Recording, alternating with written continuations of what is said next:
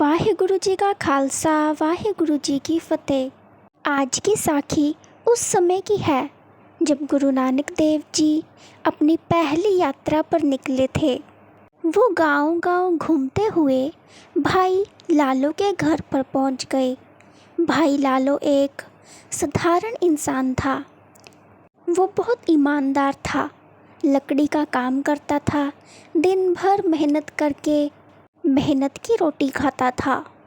जब गुरुजी उनके गांव पहुंचे तो वहाँ बहुत से अमीर लोग भी रहते थे, पर उन्होंने किसी अमीर या किसी रईस के घर रुकने की बजाय भाई लालो के घर रुकना पसंद किया। लोगों ने हैरानी से पूछा कि गुरुजी, गांव में बड़े अमीर लोग रहते हैं, ऊंचे महल हैं, तो फिर आप इस गरीब के घर पर क्यों रुके हैं? गुरुजी मुस्कुराए और बोले, ये घर छोटा है लेकिन इसका दिल बहुत बड़ा है। ये कमाता है हक की कमाई, मेहनत की, इसी में सच्चाई है। भाई लालो ने गुरुजी की बहुत ही सादे तरीके से सेवा की। एक दिन उन्होंने गुरुजी को सादा भोजन करवाया, रोटी और थोड़ी दाल सब्जी।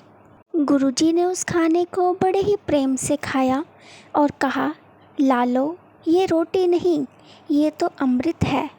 उसी गांव में एक और व्यक्ति था जिसका नाम मलिक भागो था।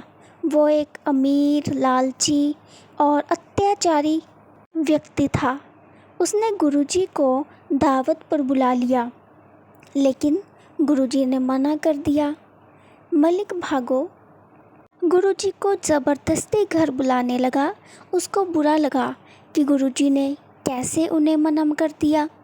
वहाँ उसने तरह तरह के पकवान बनाए, घी मलाई, मिठाइयाँ, पर गुरुजी ने कुछ भी नहीं खाया। मलिक भागो ने गुस्से में कहा, गुरुजी, भाई लालो की सूखी रोटी तो आप खा गए, मेरे घर का स्वादिष्ट भोजन क्यों नहीं? गुरुजी ने एक गहरी सीख देने के लिए कुछ दिखाया। गुरुजी ने कहा, लाओ भाई लालो की रोटी और तुम्हारा भोजन, दोनों लेकर आओ। जब दोनों चीज़ें लाई गई, गुरुजी ने अपने हाथों से रोटियां उठाई। जैसे ही उन्होंने भाई लालो की रोटी को हाथ से निचोड़ा, उसमें से दूध टपकने लगा। फिर उन्होंने मलिक भागो की पूड़ी को निचोड़ा तो उससे खून टपकने लगा। पूरा गांव देखकर हैरान रह गया कि ये कैसे संभव है। गुरुजी बोले, भाई लालो की रोटी मेहनत और ईमानदारी की कमाई से बनी है, इसमें सच्चाई है, इसलिए इससे दूध निकल रहा है। लेकिन मलिक भागो की पूड़ी वो दूसरों का हक छीनकर शोषण से, बेईमानी से बनाई गई है, इसलिए इसमें से खून टपक रहा है। इस साखी से हमें यही सीख मिलती है कि कभी भी बेईमानी से कमाया हुआ धन या भोजन पवित्र नहीं हो सकता। मेहनत, ईमानदारी और सच्चाई से जीने वाला गरीब व्यक्ति भी प्रभु के नज़दीक होता है। और सबसे बड़ी बात, रोटी से ज़्यादा ज़रूरी है उसमें लोगों की भावना और मेहनत। इसलिए हमेशा ही आप मेहनत और हक की कमाई करो, वैसा ही भोजन आपका बनेगा, वैसा ही आपका भविष्य होगा।